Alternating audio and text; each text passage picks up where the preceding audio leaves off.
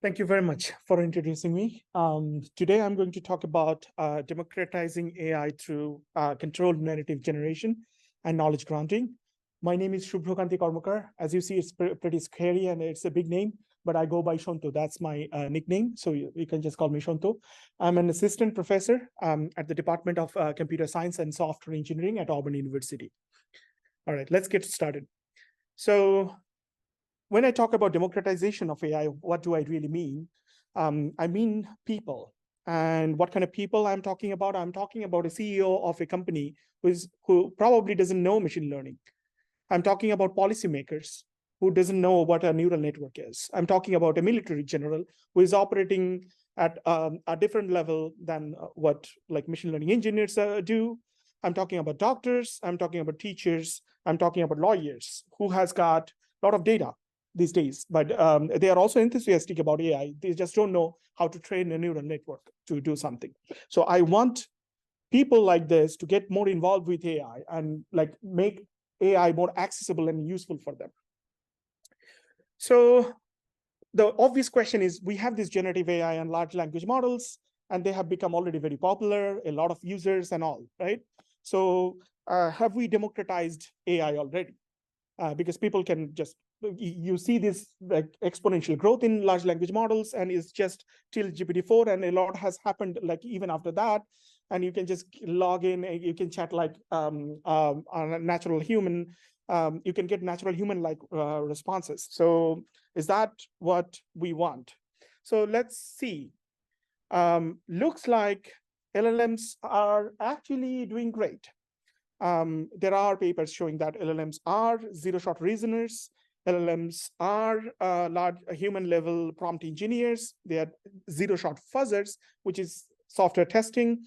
They are few-shot clinical information extractors. They are reasoning teachers. They are effective text rankers with pairwise ranking prompting, few-shot testers, zero-shot time series forecasters.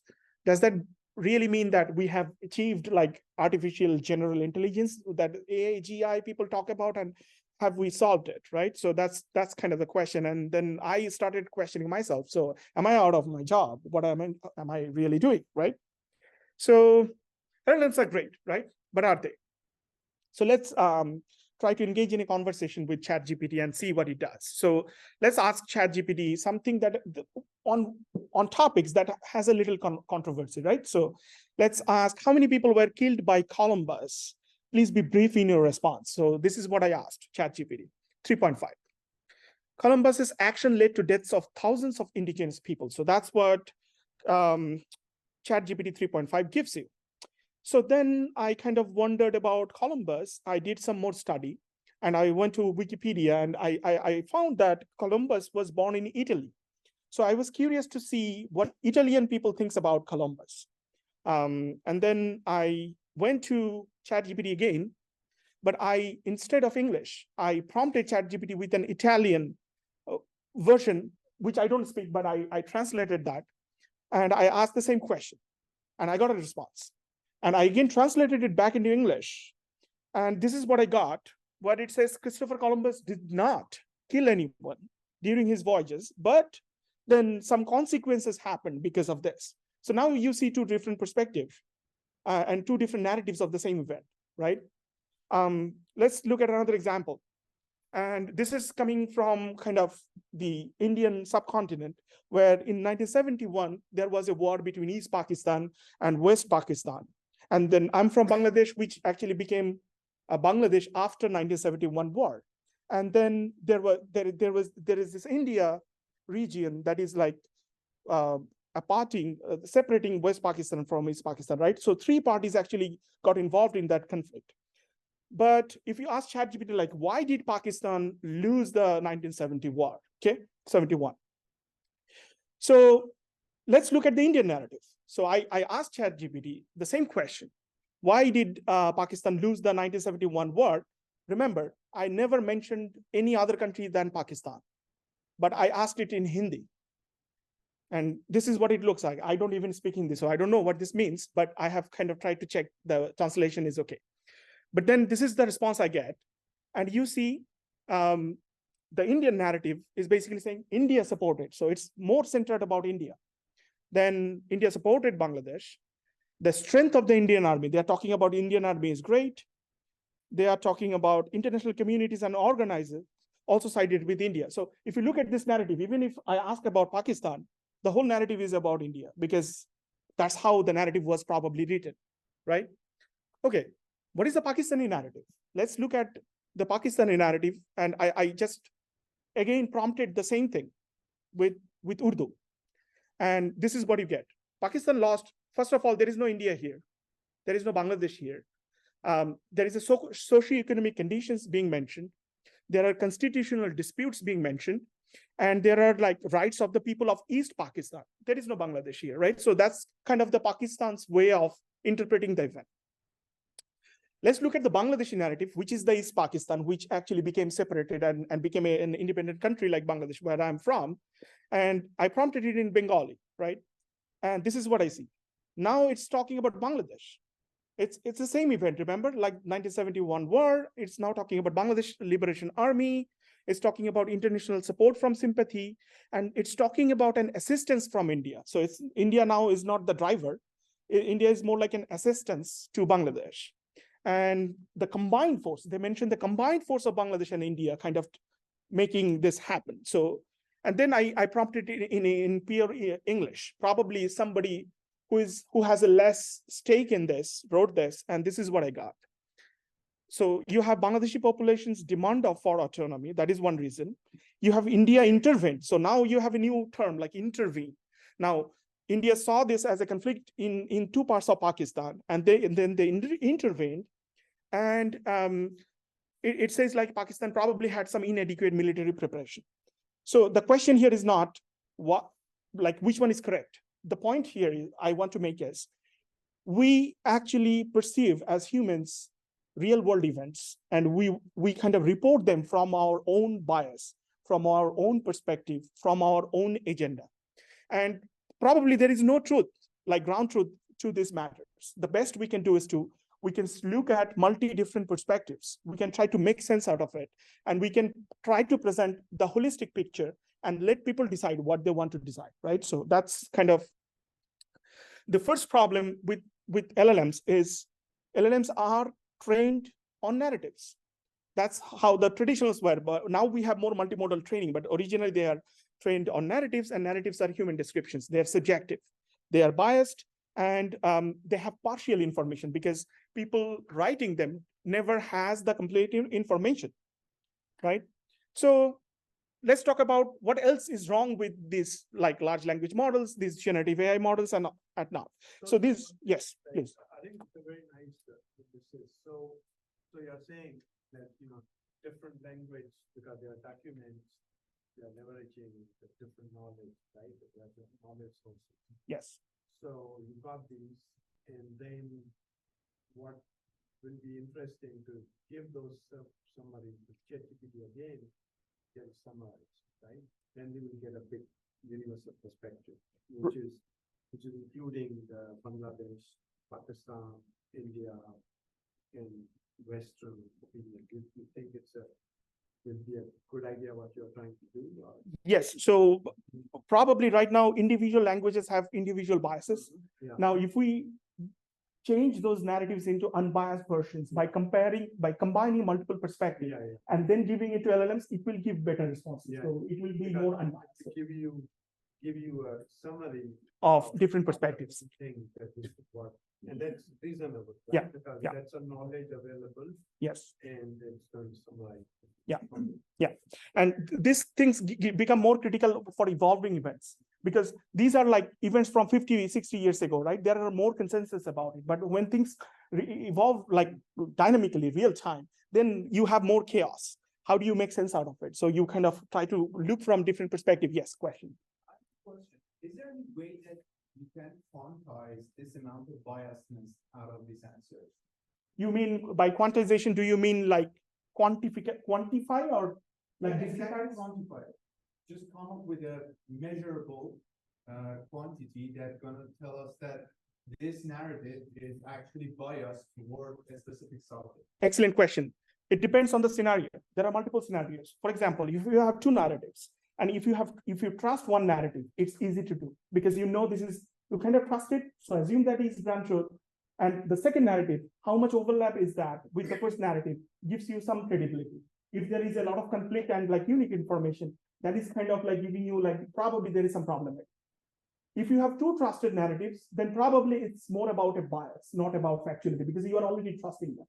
It's about trust. If you have no trust, then it's a little harder, but still you could do like if you could take more and more narratives and you could see if they're agreeing to each other. If there are more agreements, then you can, based on the agreements, figure out outliers, and those are like less trustable than others. So that there are three ways to go about it, and you could add a four time dimension where over time you could try to compute this kind of credibility metrics, and you could try to agree it to build more trust over time.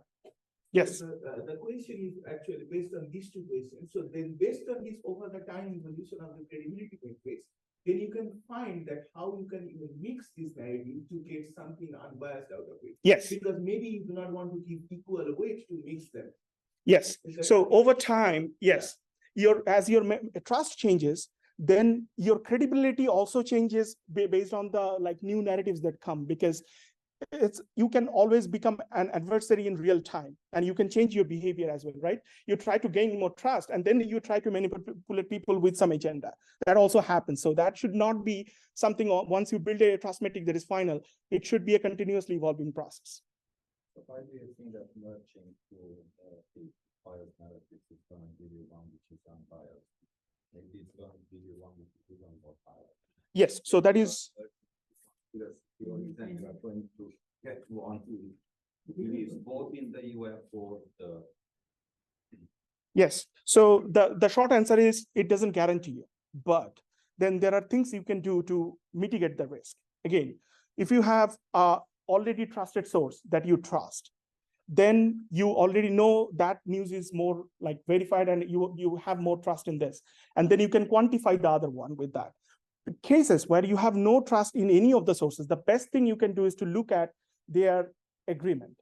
And yes, so if like there is a foul play by everyone, then there is a chance that the machine will start thinking this is a fact. But that's where you do the human AI collaborative approach. So the cases where you are extracting facts, you think that something that is common across a lot of untrusted narrative, you need a further human to actually verify, okay, this is something, a hypothesis coming out from multiple narratives.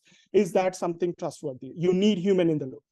And that's where I will come up with the framework that we say. So humans have to be the final decider in critical applications. So the second, I'll just continue. So the second part is, the problem is when these like stakeholders who are enthusiastic about AI, they're trying to use AI to do something, but they cannot because that the ChatGPT or the large language models trained on a generic corpus doesn't solve their particular problem. Let's see an example. Let's say a teacher, and they want to use some virtual simulation in a classroom. And there are students who are supposed to experiment using that virtual simulations, and the teacher is trying to convey some instructional goals to the students, right? Now, the teacher cannot be present to every student in the classroom in real time. Even think about homeworks where students are working with virtual simulations at night at home. So the teacher wants a virtual assistant to provide real-time support to this kind of virtual experiments, right? So the teacher wants an agent, and that agent should be able to guide students during their like simulation experiments. Now the question is, can I have just a ChatGPT to do this? The answer is probably not, because the teacher has a particular agenda in mind when doing the instruction. So the way teacher could do it today is basically hire a data scientist, explain that, okay, this is how the conversation should go, and this is what I want. And then the data scientist will actually kind of try to tweak or fine tune the language model or conversational AI agent with that particular instructional goal that will guide the students there. The real problem is once the teacher has a new simulation, third party, which is not open source and you don't have access to the source code, then the teacher again has to talk to the data scientist, again fine tune another model for a subsequent conversation with a different simulation. So how many times we will do this? That becomes a bottleneck. So the teacher here doesn't have democratic access to the AI, there is a data scientist sitting in between. All right. The second part, let's say there is a CEO of an airline company and their flights are getting delayed a lot of time. And they really want to predict why things are like getting delayed, what is causing the delay and all that. So they have a data set, which is kind of like private like this. And they want to talk to an AI agent to actually understand what is going on with their data. But this data is not public. So ChatGPT doesn't know it, OpenAI doesn't have access to this. So the point is, you cannot talk to Alexa, Cortana, Google, or Siri and say, hey, I want to know how many flights are going to be delayed from Atlanta Airport of Delta flights, for example. It cannot answer you because it doesn't have the background or information that is needed for this kind of conversation. So this conversation is not grounded. And that is what we call knowledge grounding. It lacks the knowledge to ground the conversation. And that's what another challenge with the current large language models. That is another of my research agenda that I will talk about. And the third part is, once you have this generative AI, they can do great and all that, and you are impressed by it, but how do you quantify? So coming to that quantization and quantification problem, how do you know your AI, your ChatGPT, your generative AI is doing something good?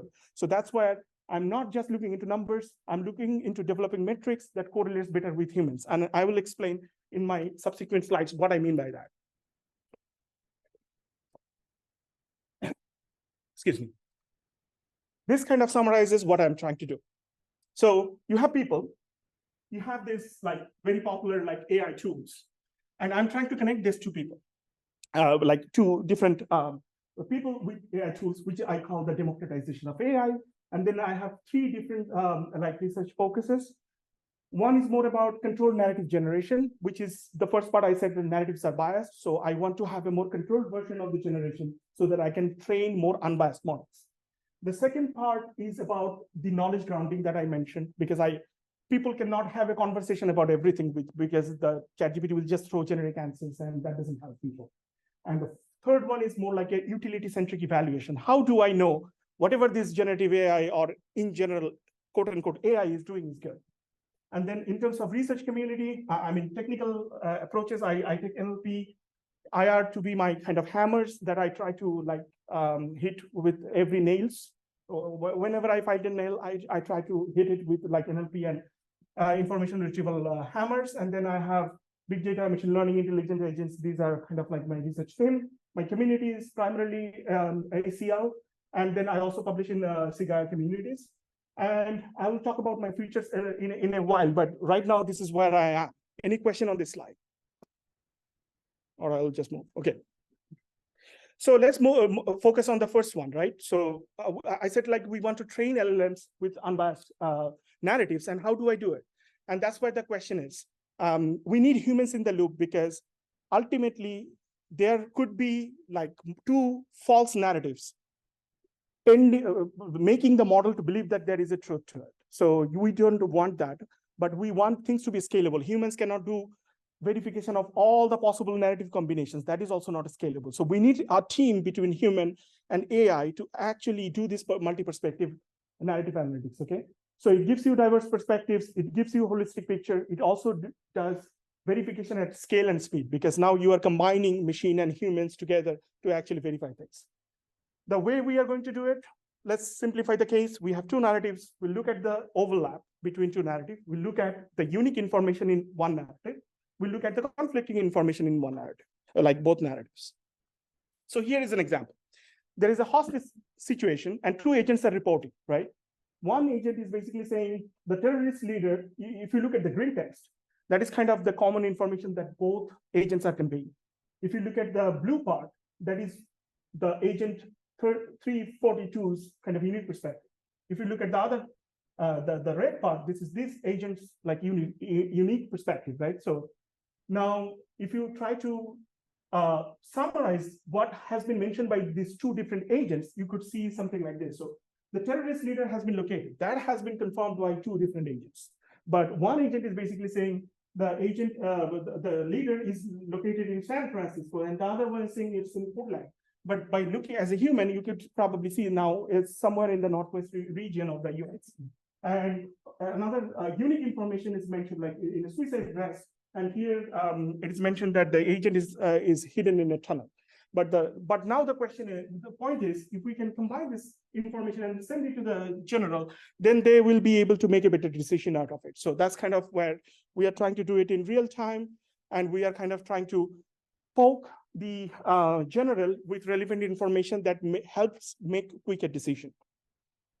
The second example, let's say there is a lawyer who is trying to, yes. So in this file, if they are conflicting, maybe we just disregard this information. Why are you trying to merge? That depends on the human, because the conflict, the unique and everything that the machine is inferring, probably it depends on how critical your application is. If you have a very critical application, you probably don't want to overwhelm the user, but you still probably want to point out some interesting conflicts between two perspectives and kind of let the general decide like whether this is something they should consider or not. So, Yes.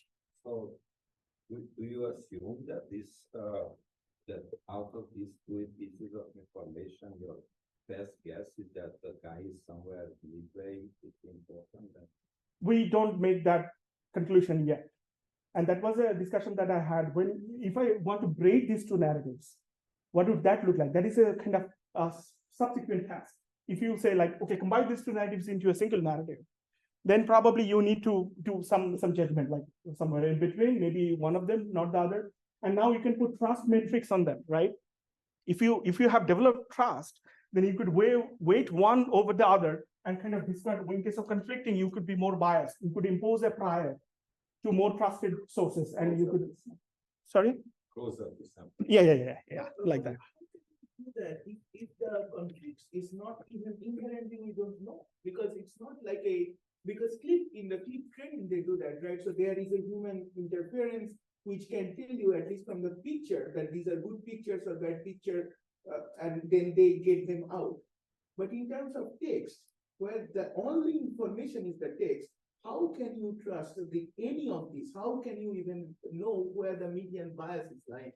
Yes, so I asked this question 3 years ago, and that was a very hard question. But given the LLMs, you can do pretty much like fantastic jobs. You can frame questions in terms of 5W1H to understand events. For example, you could ask who is involved, where is it happening, what is the time it happened? It gives you very good answers. So more details. Yes. In order to Right. Sure. So I haven't given you details about how am I going to get the conflict information, right? So I could come up with this San Francisco and Oregon things, and then if I ask large language models from these two narratives, tell me based on this narrative why this happened, and based on this narrative why this happened.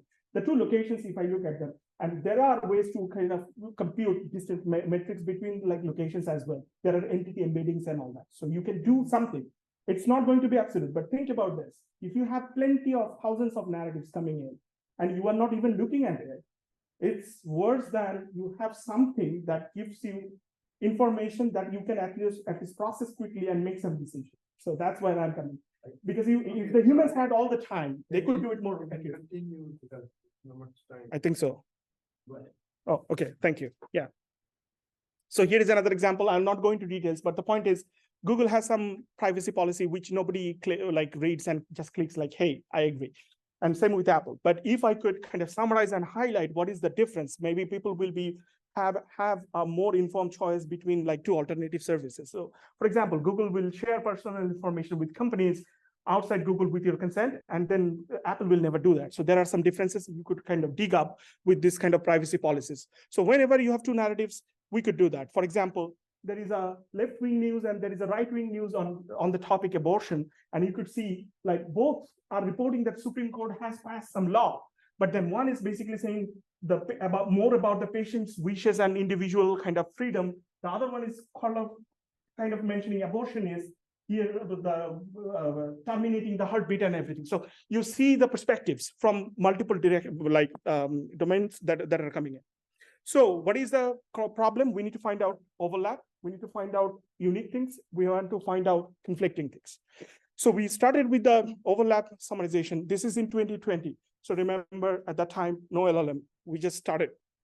And we are looking to kind of summarize what is common between two narratives. Question is, we faced what is the benchmark data? There was none. how do we train like SOS generator for large language models to actually do the summarization of overlap? And how do we evaluate the task, right? So these are the three questions we asked, and there was no existing data set. So we went to this website, which was interesting, called allsites.com, and that gives you something like this. There is news from left, there is news from right, there is news from, so these are labeled data sets in allsites.com, and they also give you some kind of summary that I'm going to highlight right now. That's they call the so-called unbiased narrative. So we kind of trusted that to be the ground truth. But then we didn't stop there. We also have 3 more annotators look at the individual narratives. It took us more than a year just to like come up with a consensus among the inter-rater agreement and kind of see what should be the ground truth. So we created like 411 human annotated summaries. Excuse me. We have a data set, but the question is, how do we now train the generator? Remember, there was no large language models. So we could start with summarization models and we could do fine tuning, right? But also it does only have like 300 examples, 3,000 examples. And that's, we know like people who are working with deep learning, that's very few, right? So we need more. What we did was to come up with an intelligent idea of generating synthetic data, which was actually published in EMNLP in last year, 2022.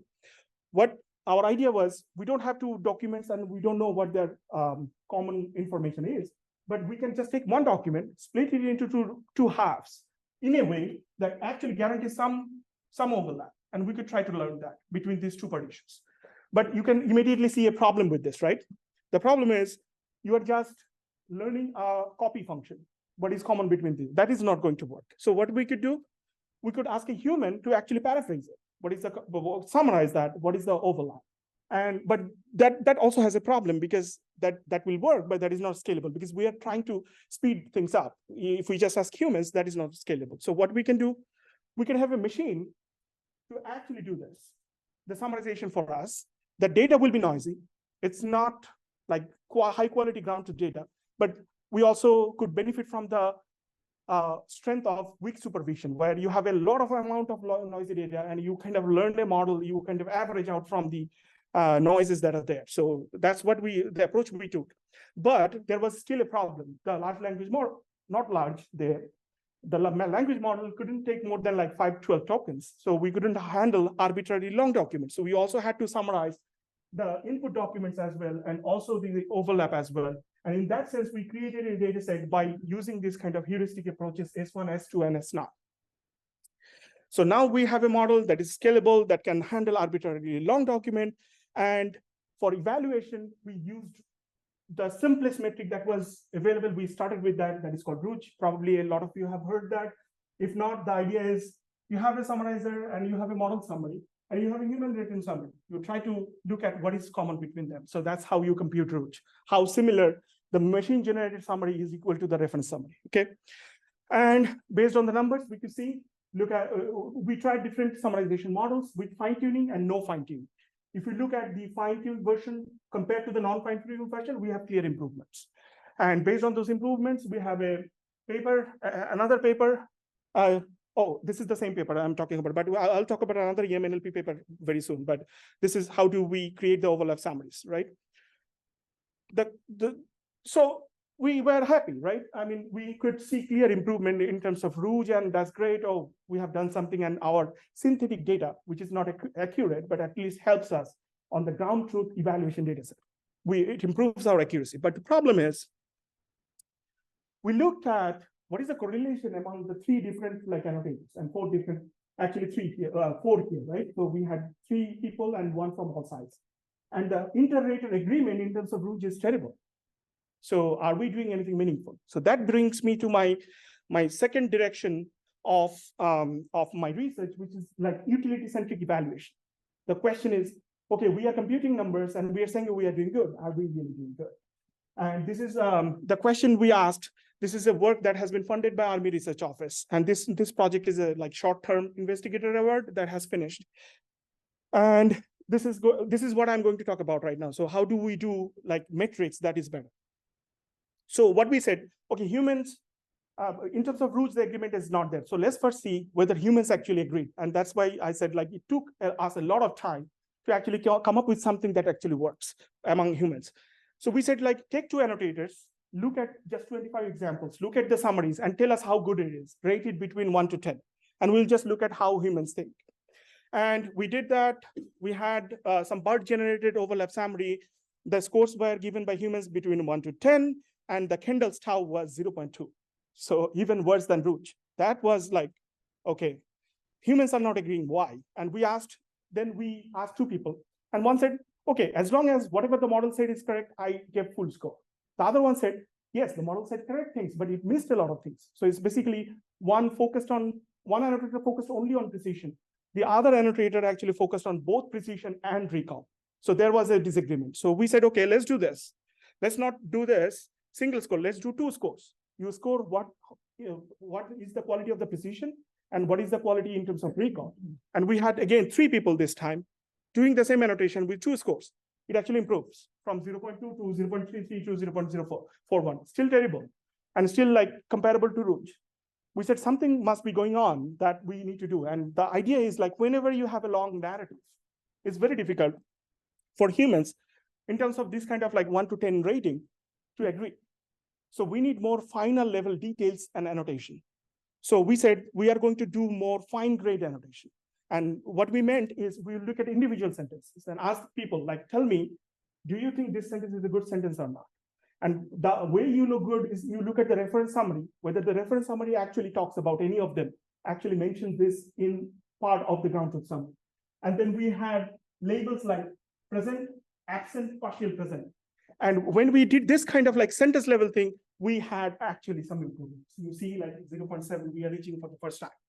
So we said probably then sentence level annotation and sentence level actually agreement is better than our document level thing. And in terms of that, we actually proposed a new metric called SEMF1, which looks at sentence level similarity and tries to come up with a score.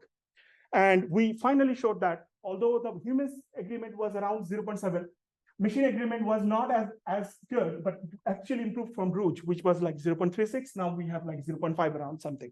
We are still doing terrible, but less terrible than Rouge, okay? So this is another paper that was published in EMNLP 2022. And finally, the interesting thing was the metric SEMF1, which was more correlating with humans, actually gave contradicting like results in terms of which model is better. Like if you look at Rouge, Pegasus is the best model. But if you look at our metric, which correlates more with humans, which we have seen, now BERT is a better model. So now we have a conflicting or contradicting conclusion that we actually reported, and reviewers liked it a lot. And then the question is, now we have a data set, we have a SOS generator that works, and we have an evaluation metric. And around that time, we were just celebrating before EMNLP when the large language models happen. And I asked the same questions, I get fantastic results. And we were kind of like, okay, nobody is going to use our model, the ChatGPT is here. So we did some experiment with large language models as well. So GPT and PaLM, turns out their numbers, at least in terms of Rouge, is not that great, although it reads very well. But the more interesting part is here, you see like GPT is supposed to be better than PaLM, which is the Google BERT. And there is a big difference. But when it comes to our metric, they're kind of comparable. And our human judgment, like qualitative analysis, also looks like same. Like PaLM2, the generations are kind of comparable with ChatGPT, which is also captured by our metric, which is not by Rouge. So, yes, question. These one values, these models, Yes. are too similar, it's suspicious. Why are they so similar between 5 to 12? If you look at the sentences, why are they so similar? The way we are computing is in terms of semantic similarity. Rouge looks at n-gram overlap. It's hard because people express things in very different ways. If you look at Rouge, very two similar texts at a high level may have very different Rouge scores. But if you look at semantic similarity and you have improved embeddings, that we actually leverage the sentence encoders here. So in terms of semantic similarity, if you have like more semantics, similar things, you are going to get similar. By the way, what was the length of this text that you are analyzing? We're doing it at a sentence level, right? So it doesn't matter how long. It's just a sentence. So it's news articles, right? So it varies from 20 to 50, maybe 100 max. These are news articles we are processing. Because your precision and recall values were also not different, right? Precision, that was human annotation. This is machine. See, but in that case also they were similar. So did you try this with some strange text and see if what I'm coming is this, maybe these large language models are giving standard sentences that apply to everything. Maybe they are not. That's a good point. Yeah, we haven't. So yes. So the point is we haven't tried SIMF1 on crazy things. We should be trying. And this is like a paper that just came last year, right? So we are still like developing the package and we are trying to use it on different applications. So this is something I don't have an answer for you right now. So if you get the same text but translated from another language and type overlaps and so on, you end up getting high values.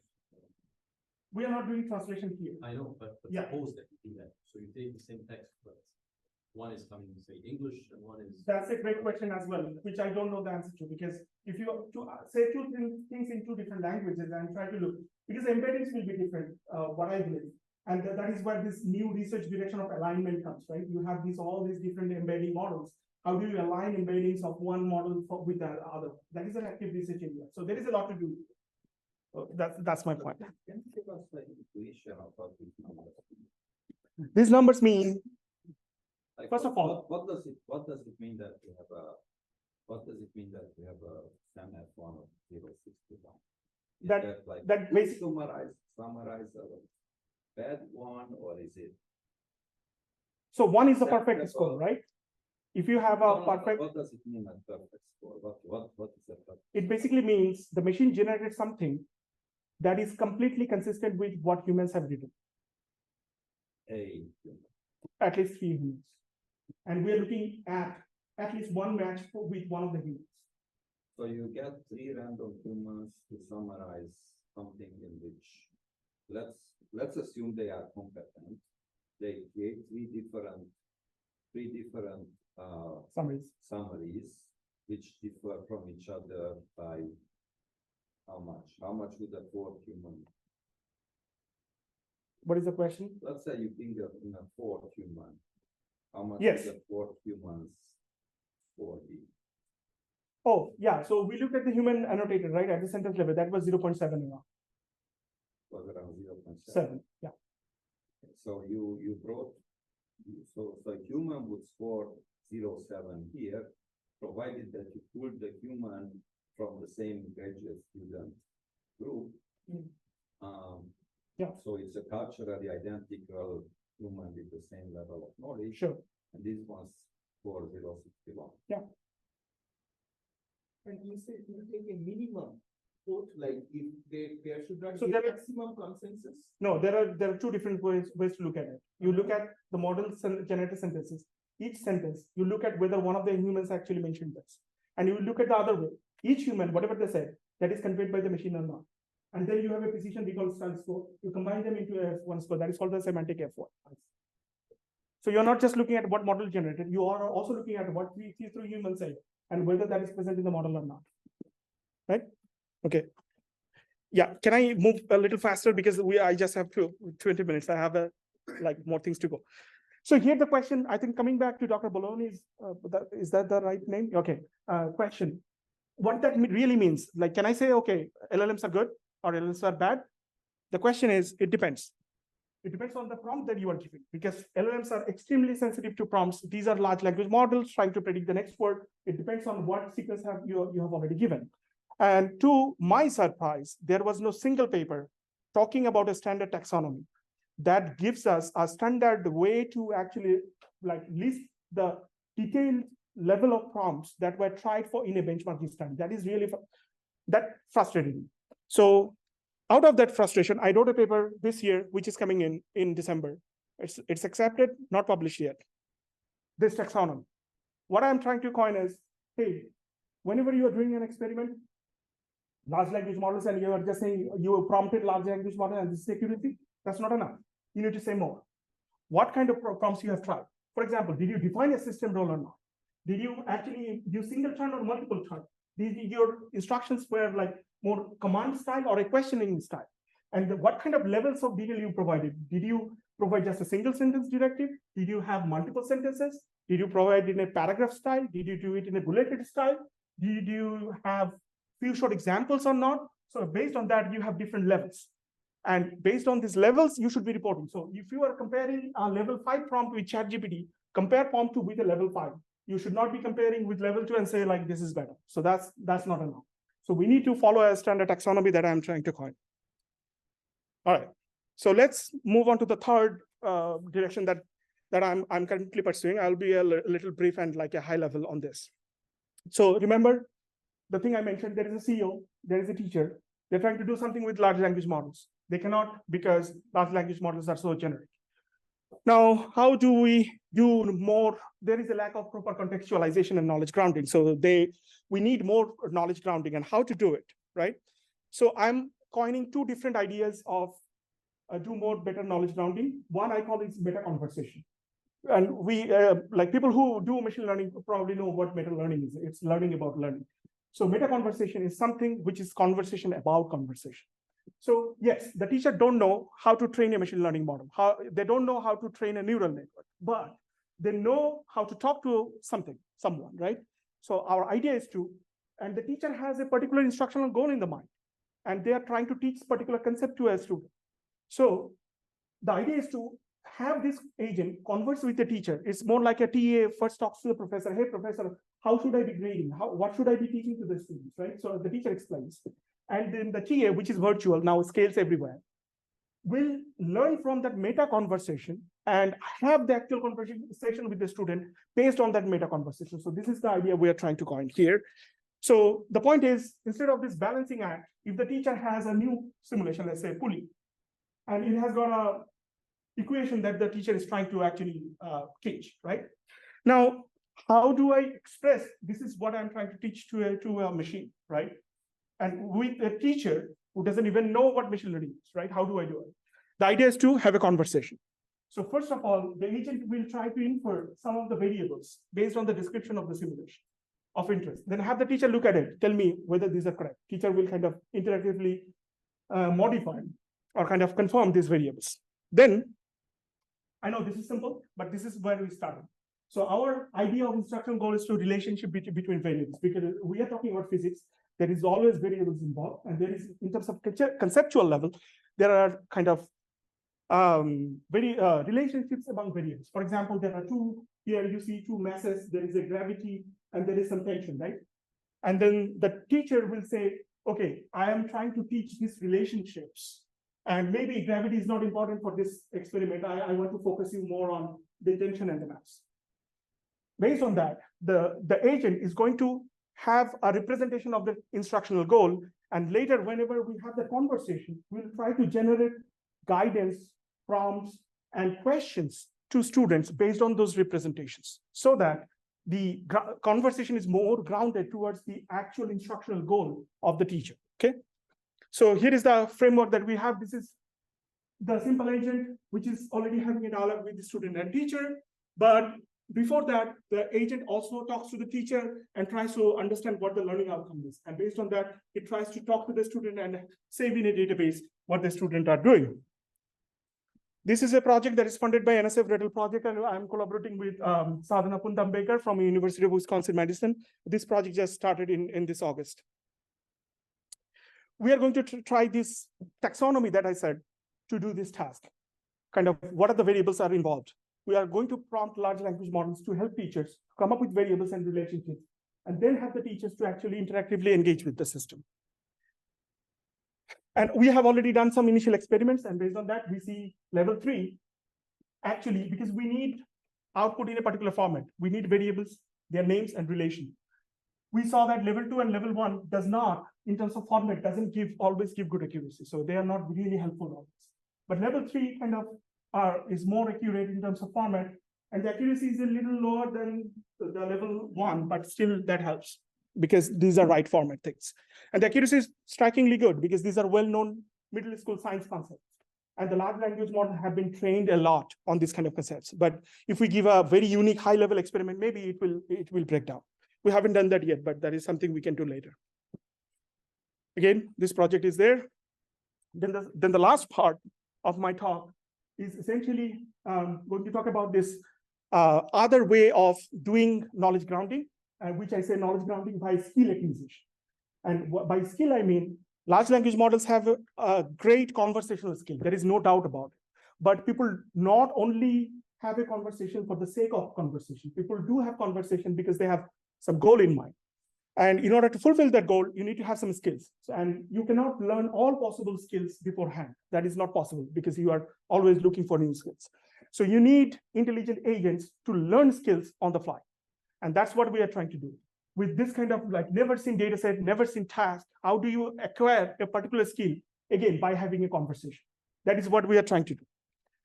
So the idea is to, let's say the CEO is basically saying for each airline, predict the average delay of the flights departing from Chicago from like this blah, blah, blah, right? So how do I communicate this to a machine? So the way is we have this kind of petal representation, which is just like a JSON format, key value.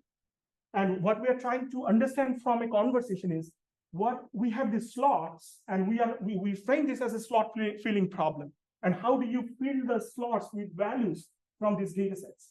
By having a conversation, because the CEO probably doesn't know what a JSON format is, and how do we actually create a computational representation out of it. So that's what we are going to do through conversation. So idea is, initially the model doesn't know anything. Everything is red. Red means model doesn't have any idea what the goal is. But over time, once you have a conversation, the model tries to understand, like yellow means some understanding, and green means confirmed by the user. So through the conversation, each of these slots are getting filled. And then once you fill all the slots, you have a definition of machine learning problem, a concrete data science problem that you can throw to a scikit-learn. For example, today, as humans, we create the training data set, we create the testing data set, we define the metric, we define the object function, and then throw it to a scalar. I'm trying to do that thing through conversation with a user who doesn't know what a training data set is, what a testing data set is. So that's what this conversation is about.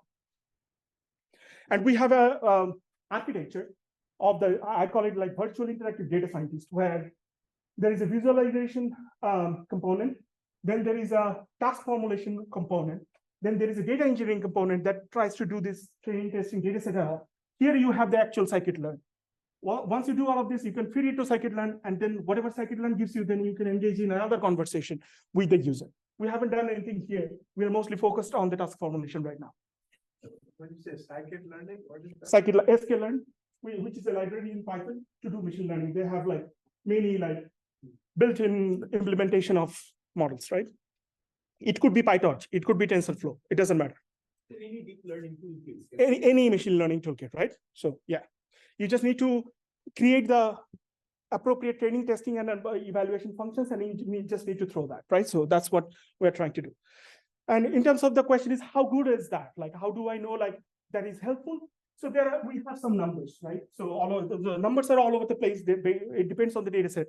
But the high level idea is you can still get 85% accuracy or something with this kind of model. Like what you are trying to convey. Yes. If you just go to ChatGPT and ask it to generate an SQL query for giving me the planes delay by 2 hours. So is it realistic that the CEO doesn't know what is SQL? No, not SQL. What is a field? What is a field? What is the field that can enable like Yeah, I mean, you have in your example, you have this excessively technical language. In order to demonstrate cases, but in reality, it's very likely that anybody who had, this kind of.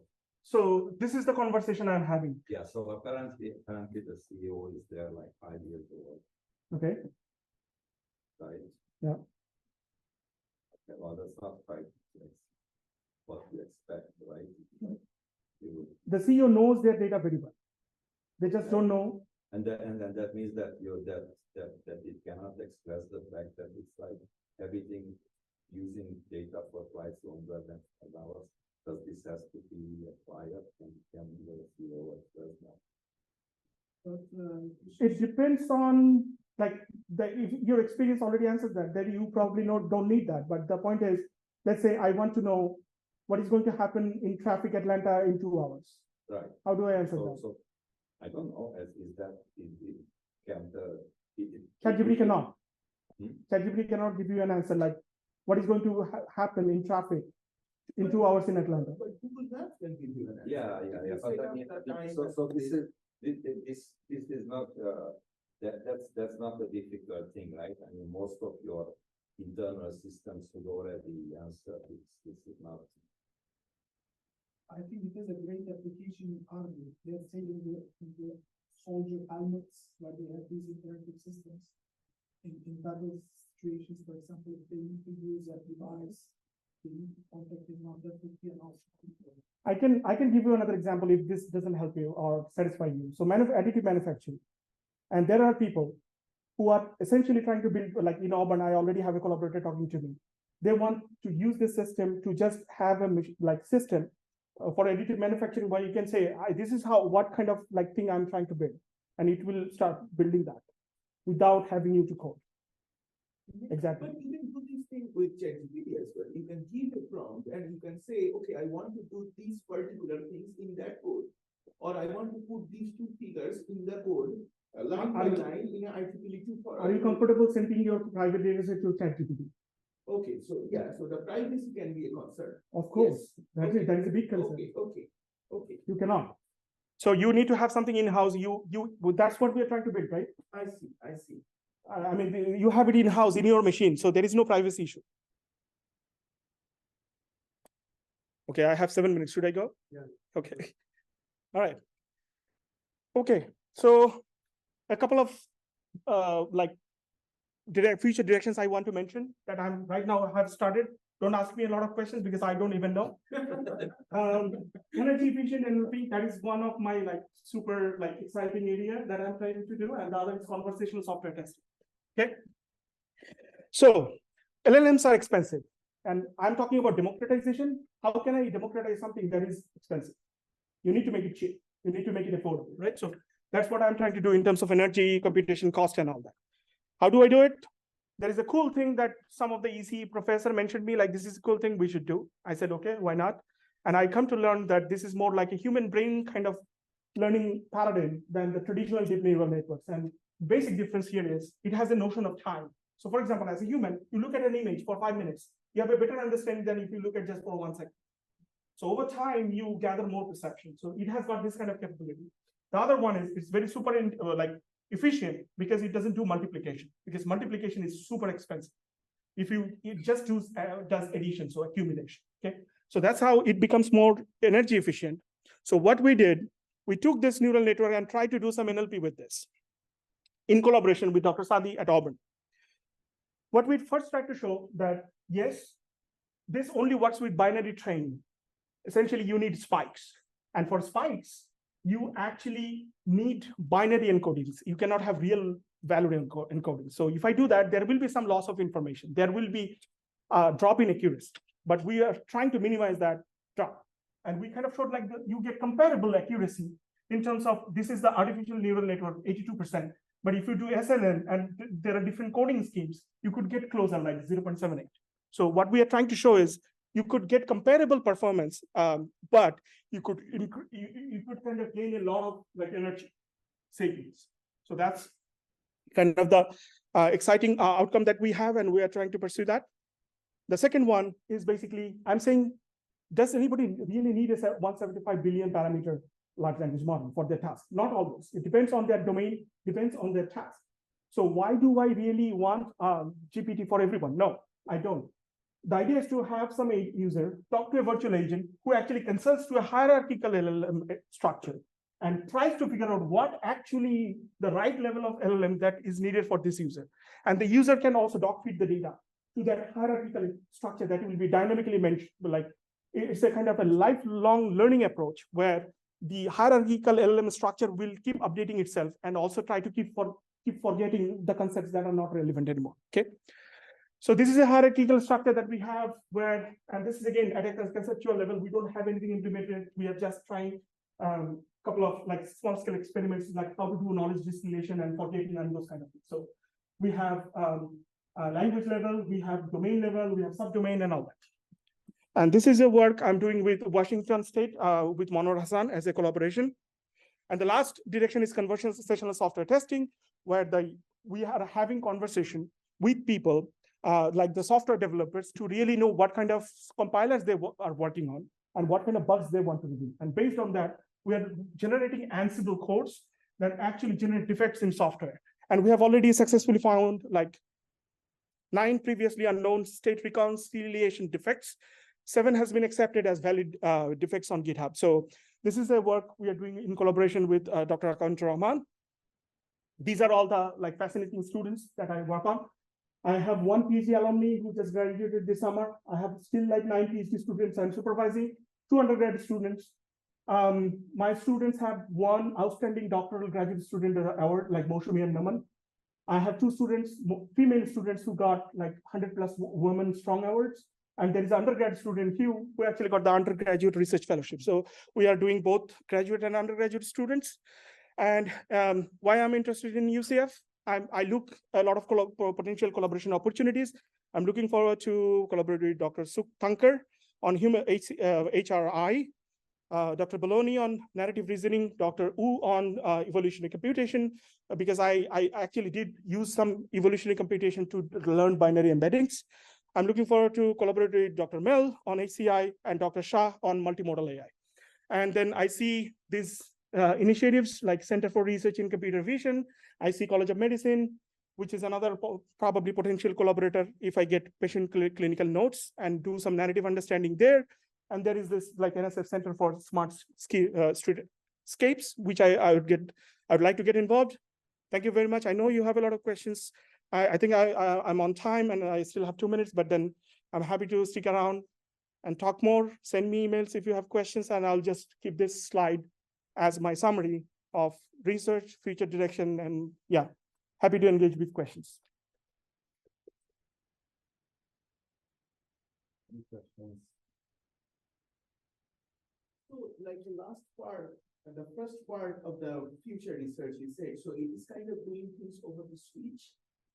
It is Because switches can only do the addition of other than the multiplication, right? that's a good question, which I don't know, but I will tell you where to go. So Intel is developing a framework called Slayer, Slayer, and they have a like dedicated hardware, and our collaborator has access to that hardware that actually builds things on the like spiking network domain. So I don't really know what the underlying hardware is. Okay. But it's something a Slayer tool. Also do this kind of stuff. So it's field programmable gate arrays, right? So they can just sum things and do things faster. Because I'm talking it from the communication compression perspective. But we can talk later in the future. I'll send you a paper that we have submitted, not accepted, that has got the details, and you can look into that. Whatever you want. Yeah. There's also the event camera. Event camera. Camera record and changes. Yeah, that's pretty interesting. Yeah. I think Intel has a new chip called Okay. Okay. Yeah. Yeah, it's pretty interesting because that switch part of just doing the sum. Yeah. Yeah. But what made me more interesting is like this idea of time. And then you can play with that a lot in terms of encoding and like how kind of train you are having. It's exactly like humans. You watch a movie once, and if it is a Christopher Nolan movie, probably you haven't understood anything. You want to watch it twice, thrice to have a better understanding. In current deep learning model, in how many times you watch that movie with that deep learning model, it's not going to learn anything new. But in spiking, that is possible over time. Yeah, well, but spiking neurons was been around for something like 30 years and they never really worked. That also happened with normal neural networks as well for 10 years. Yeah, Geoffrey Hinton, right? In this field in 1990s. Yeah, sure. Okay, I mean, so let's- I don't know like whether this is going to make it. So I think, the metrics you're proposing or working on. So all these new models, they always evaluate, right? Every paper they will have GPT 3.5, 4, 5 is doing better than 4, and now this different legal model, blah, blah. So you think that your metrics will be better, adapted, better used as compared to what the metrics are? That depends on how seriously people take me. I cannot like speak for them, but what I'm trying to do is to talk to more people and kind of try to show them the taxonomy, because that also previously it was all about metrics, what you are using. Now it's also about prompts that you're using. So if you actually want to have a complete picture, you really need what prompt was used and what metric you are reporting and what is the actual human correlation against the metric that you are reporting. So I think if you look at BARD score, that is so popular, and you have like maybe like 15, 20 different versions of BARD. One version gives you 60%, one version gives you 90% with the same input. How do you even interpret these? These things are not interpretable, things are messy. Text generation is so hard. Even if you ask two people, like I said, they are not agreeing at a high level. You have to go to sentence level to reach out to 70% like agreement. This is in general, generative AI evaluation is hard.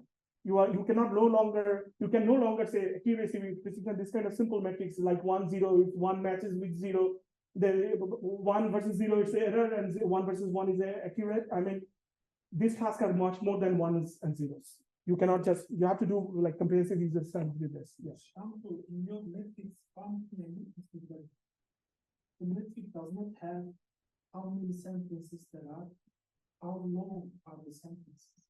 So if you want it to be used by everyone, you need to say SAM and 10. That means 10 sentences, each sentence has at most 10 words. So you don't have this analysis right now. So if I was the viewer, I would ask, show me the sentences. Maybe the sentence is 100 words. So it definitely captures something. If the sentence is only 5 words, it will be limited. So you need these 2 dimensions in the metric. Yes, but I agree with you. But again, like to complement that depends on the quality of the sentence embedding you are inferring from that, because we are entirely using the sentence encoders, right? That is, I want to ask you, can you ask, I never tried, can you ask LLM to say, I tried it with sentences, I said, give me a paragraph of 5 sentences, it still gives you a long paragraph. Can you force it to give you an output of, let's say, 5 words? You cannot force it. If you mention, it sometimes works. Yeah, yes. It works. So in that case, you can do SAM with these 2 parameters. So you are essentially asking 2 different questions.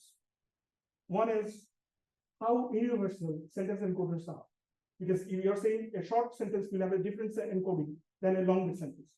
And I agree, that is a very important question, which is not the question which we ask. Assuming that we solve that problem, then we can plug that into our framework, and that model will work. So it depends on how you improve the quality of the sentence encoders, not about our framework of evaluation. And that is a valid question, no doubt. So I think the way you started this talk, I found it interesting that what you were showing, that different languages have a different kind of knowledge and they're not consistent, right? It's not just languages, because if you look at left-wing news and right-wing news, they also have different ways in the same language. Yeah. Right, right now, language. So I think, fundamentally that will be a very interesting research area, right? How do you take all those sources and, I mean, of course, with the political left and right, it cannot be reconciled. Yeah. But it's just basic knowledge, like things happen, like talking about particular area, couple of words and so on. So, of course, at the end, I mean, it will be very difficult to completely get rid of bias, right? Humans are biased. Yes. But that'll be interesting to, not only will help increase the knowledge that you are leveraging all the sources, and then come up with a consistent. And more importantly, it will help you make better decisions, because now you have a complete picture. And then the human, once they are in the loop, they are the ultimate judge. I'm not saying I'm going to replace humans, never. I see it as a team. And human machine teaming is one of the areas where I will be very actively looking for people to collaborate. I'm looking for neuroscience people who actually knows how the brain works, psychology people, vision people who can actually combine multimodal data with me. So how we perform as and BOD is very interested in this, I know.